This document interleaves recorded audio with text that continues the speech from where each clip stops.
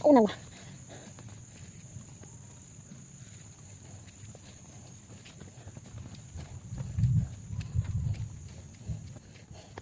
Bayabas. Pangit ng mga bayabas ko. Ano sila? Kakabubulok. Kinakain ng insekto.